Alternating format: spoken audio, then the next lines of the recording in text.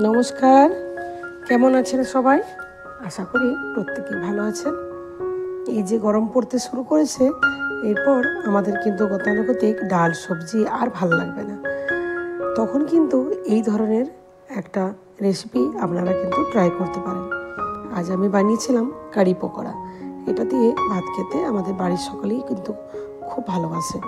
সেই জন্য আমি চট করে আজকে বানিয়ে নিলাম কারি পকোড়া। আর এই কারি পকোড়াটা বানালে সেদিন আর কিছু সেরকম সবজি লাগে না, এটা দিয়েই আমাদের ভাত খাওয়া হয়ে যায়। খেতে কিন্তু অসাধারণ হয়। একবার অবশ্যই ট্রাই করুন।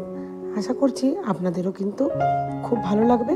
আর গরমের মধ্যে মুখের কিন্তু স্বাদ বৃদ্ধি পাবে। দেখুন, প্রথমেই আমি একটা মিডিয়াম সাইজের পেঁয়াজ স্লাইস করে কেটে নিয়েছি। তাতে দিয়েছি একটা কাঁচা লঙ্কা। ঝাল বেশি খেতে চাইলে কাঁচা লঙ্কার পরিমাণ বাড়িয়ে দিতে পারেন। এরপর তাতে বেসিক কিছু মশলা যেমন জিরে গুঁড়ো, ধনে গুঁড়ো, কাশ্মীরি লঙ্কার গুঁড়ো, স্বাদ মতো লবণ দিয়ে ভালোভাবে মিক্স করে নিয়ে এরপর তাতে দিয়েছি বেসন। যেভাবে আমরা পেঁয়াজ পকোড়া বানাই ঠিক সেভাবেই পকোড়াটা বানাবো। প্রথমেই পেঁয়াজের সঙ্গে আমি আলতো হাতে ভালোভাবে মিশিয়ে নিয়ে এরপর অল্প অল্প করে জল মিক্স করে একটা পকোড়ার একটা ব্যাটার বানিয়ে নেব। পকোড়া যেহেতু বানানো হয় সেহেতু ব্যাটারটা খুব বেশি নরম করতে লাগে না। দেখুন, এরপর আমি হাফ চা চামচের মতো বা হাফ চা চামচের থেকেও কম আমি খাবার সোডা দিয়েছি। এরপর আমি পকোড়াগুলো ভেজে নিচ্ছি।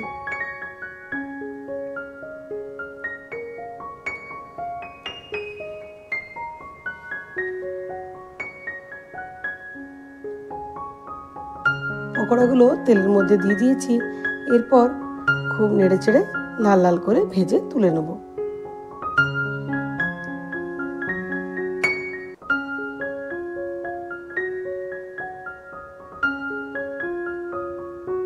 পকোড়াগুলো ভাজা হয়ে গেছে, এরপর তুলে নেওয়ার পালা।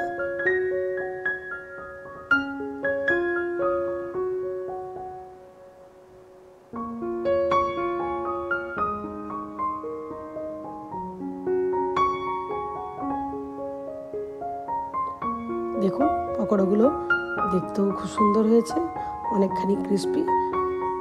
এবার আমি কারি বানানোর জন্য পরিমাণ মতো দইটা নিয়ে নিচ্ছি। আমি এখানে 1 কাপ আমি দই নিয়ে নিয়েছি। তাতে আমি 1 টেবিল চামচের থেকে একটুখানি কম আমি বেসন নিলাম। আর বেসন আর দই খুব ভালোভাবে দুটোকে মিক্স করে নিতে হবে, যেমন কোনো রকম দলা বা দানা না থাকে। একটা খুব ফাইন যেন একটা ব্যাটার তৈরি হয়। এর মধ্যে যদি দলা বা দানা থেকে যায় তাহলে কিন্তু কারিটা এত ভালো হবে না। আমি এর মধ্যে আরও হাফ কাপ দই দিয়ে দিয়েছি।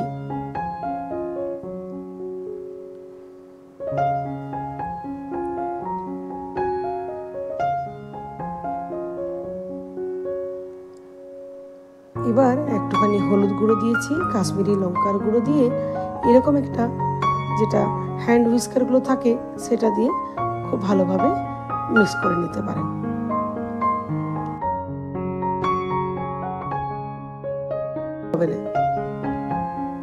এদিকে আমি গ্যাসে বসিয়ে দিয়েছি পাত্রটা। তার মধ্যে 2 টেবিল চামচের মতন আমি রিফাইন তেল দিয়েছি। আর তাতে হাফ চামচের মতো আমি গাওয়া ঘি দিয়েছি।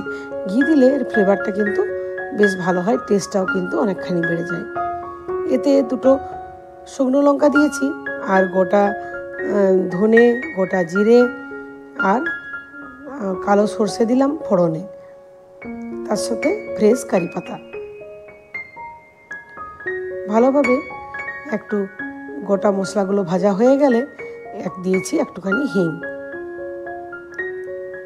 এরপর 5-6 কোয়া রসুন খুব ভালোভাবে কুচিয়ে নিয়েছিলাম, সেটা দিয়ে দিয়েছি।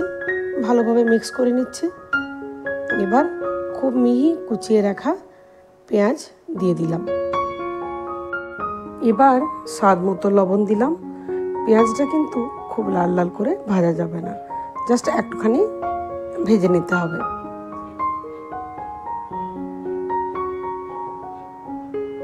দুটো চেরা কাঁচা লঙ্কা দিয়েছি। এবার দিলাম জিরে গুঁড়ো, ধনে গুঁড়ো, কাশ্মীরি লঙ্কার গুঁড়ো, ঝাল লঙ্কার গুঁড়ো, তারপর ভালোভাবে মিক্স করে নিচ্ছি।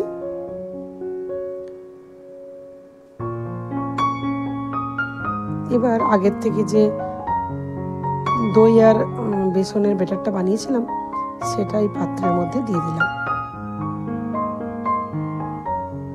আবারও একটুখানি জল দিয়ে কনসিস্টেন্সিটা ঠিকঠাক করে নেব। একটু পাতলা করে নিতে হবে, কারণ বড়াতে একটু জলটা টেনে নেবে, তখন একটু ঠিক হয়ে যাবে।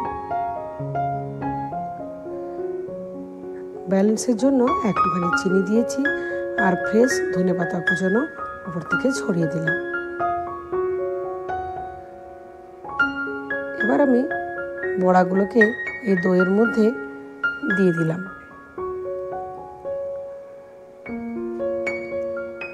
এরপর লো মিডিয়াম হিটে একটুখানি ফুটে উঠলেই আমাদের কারি রেডি হয়ে যাবে।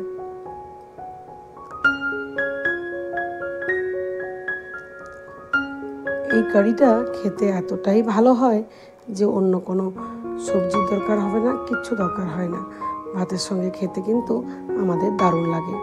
আশা করছি আপনাদেরও খুব ভালো লাগবে। অবশ্যই এই কারিটার রেসিপিটা একদিন আপনারা ট্রাই করুন। আর এই রেসিপিটা যদি আপনাদের ভালো লেগে থাকে তাহলে অবশ্যই লাইক করবেন, কমেন্ট করে জানাবেন। আর আমার রেসিপিগুলো যদি আপনাদের ভালো লেগে থাকে চ্যানেলটি সাবস্ক্রাইব করে নেবেন। আর ফ্রেন্ড রিলেটিভদের মধ্যে এই রেসিপি আপনি শেয়ার করে দেবেন। সকলেই ভালো থাকবেন, সুস্থ থাকবেন।